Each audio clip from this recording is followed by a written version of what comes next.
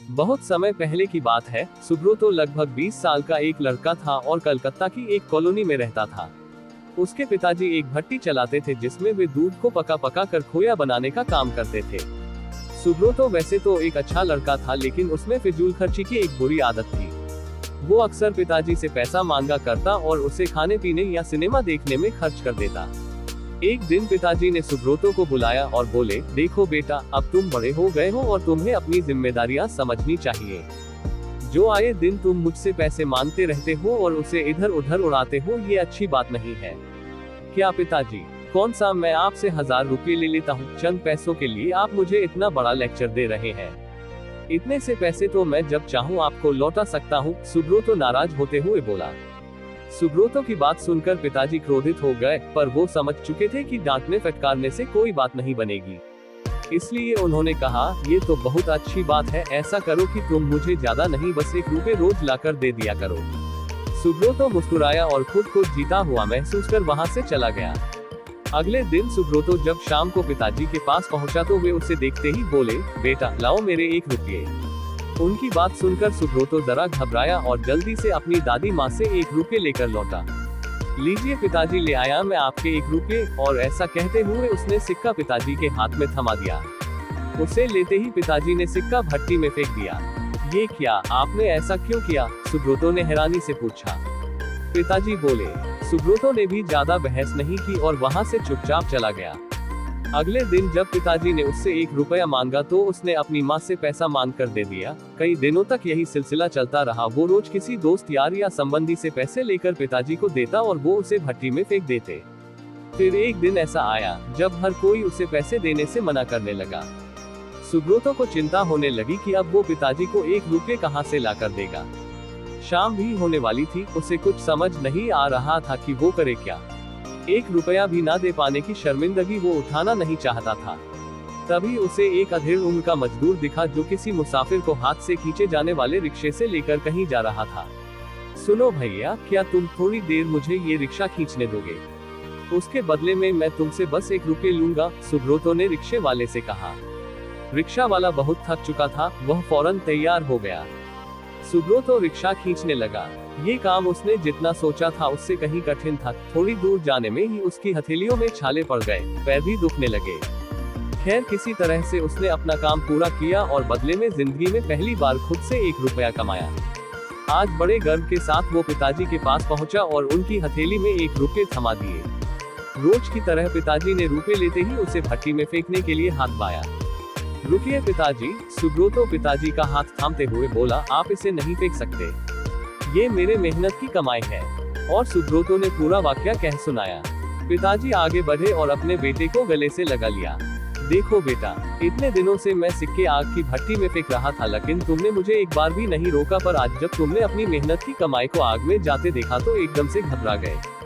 ठीक इसी तरह जब तुम मेरी मेहनत की कमाई को बेकार की चीजों में उड़ाते हो तो मुझे भी इतना ही दर्द होता है, मैं भी घबरा जाता हूँ। इसलिए पैसे की कीमत को समझो, चाहे वो तुम्हारे हो या किसी और के, कभी भी उसे फिजूल खर्ची में बर्बाद मत करो। सुब्रतो पिताजी की बात समझ चुका था। उसने फौरन उनके चरण स्पर्श किए और अपने व्यवहार के लिए क्षमा मांगी।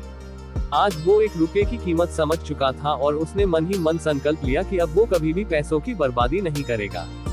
बहुत समय पहले की बात है, किसी जंगल में एक गधा बरगद के पेड़ के नीचे लेटकर आराम कर रहा था। लेटे लेटे उसके मन में बुरे ख्याल आने लगे। उसने सोचा, यदि धरती फट गई तो मेरा क्या होगा। अभी उसने ऐसा सोचा ही था कि उसे एक जोर के धमाके की आवाज आई।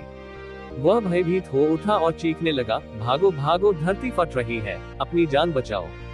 और ऐसा कहते हुए वह पागलों की तरह एक दिशा में भागने लगा। उसे इस कदर भागता देखते हुए एक अन्य गधे ने उससे पूछा, अरे क्या हुआ भाई, तुम इस तरह बदहवास भागे क्यों जा रहे हो? अरे तुम भी भागो, अपनी जान बचाओ, धरती फट रही है। ऐसा चीखते हुए वह भागता रहा। ये सुनकर दूसरा गधा भी डर गया और उसके साथ भागने लगा। अब तो वह दोनों एक साथ चिल्ला रहे थे, भागो भागो, धरती फट रही है, भागो भागो। देखते देखते सैकड़ों गधे इस बात को दोहराते हुए उसी दिशा में भागने लगे। गधों को इस तरह भागता देख अन्य जानवर भी डर गए। धरती फटने की खबर जंगल में लगी आग की तरह फैलने लगी और जल्द ही सबको पता चल गया कि धरती फट रही है। चारों तरफ जानवरों की चीख पुकार मच गई। सांप, बिच्छू, सियार, लोमड़, हाथी, घोड़े सभी उस झुंड में शामिल हो भागने लगे। जंगल में फैले इसे हो हल्ले को सुन अपनी गुफा में विश्राम कर रहा जंगल का राजा शेर बाहर निकला। उसे अपनी आंखों पर यकीन नहीं हुआ कि सारे जानवर एक ही दिशा में भागे जा रहे हैं। वह उछलकर सबके सामने आया और गूंजती हुई दहाड़ के साथ बोला, ये क्या पागलपन है? कहाँ भागे जा रहे हो तुम सब? महाराज, धरती फट रही है, आप भी अपनी जान बचाए। झुंड में आगे खड़ा बंदर बोला। किसने कहा ये सब? शेर ने प्रश्न किया। सब एक दूसरे का मुंह देखने लगे। फिर बंदर बोला, मुझे तो ये बात चीते ने बताई थी। चीते ने कहा, मैंने तो ये पक्षियों से सुना था, और ऐसे करते करते पता चला कि ये बात सबसे पहले गधे ने बताई थी। गधे को महाराज के सामने बुलाया गया। तुम्हें कैसे पता चला कि धरती फट रही है? शेर ने गुस्से से पूछा। ममम, मैंने अपने कानों से धरती के फटने की आवाज सुनी महाराज, गधे ने डरते हुए उत्तर दिया। ठीक है, चलो मुझे उस जगह ले चलो और दिखाओ कि धरती फट रही है। ऐसा कहते हुए शेर गधे को उस तरफ धकेलता हुआ ले जाने लगा। बाकी जानवर भी उनके पीछे हो लिए और डर डर कर उस ओर बढ़ने लगे। बरगद के पास पहुंचकर गधा बोला, हुजूर, मैं यही सो रहा था कि तभी जोर से धरती फटने की आवाज आई। मैंने खुद उड़ती हुई धूल देखी और भागने लगा।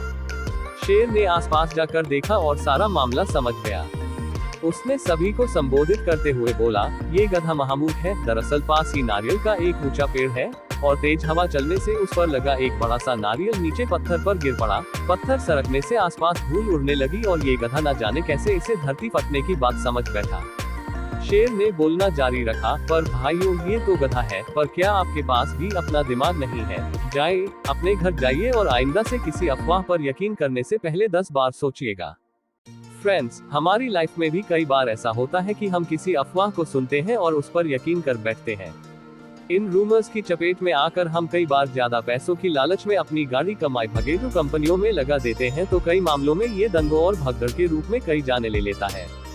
इसलिए हमें किसी गधे की बात में यकीन करने से पहले अपना दिमाग जरूर लगा लेना चाहिए और ये भी समझना चाहिए कि अगर सैकड़ों लोग भी किसी गलत चीज को बढ़ावा दे रहे हैं तो भी वो गलत ही रहती है और उससे बचने में ही भलाई है।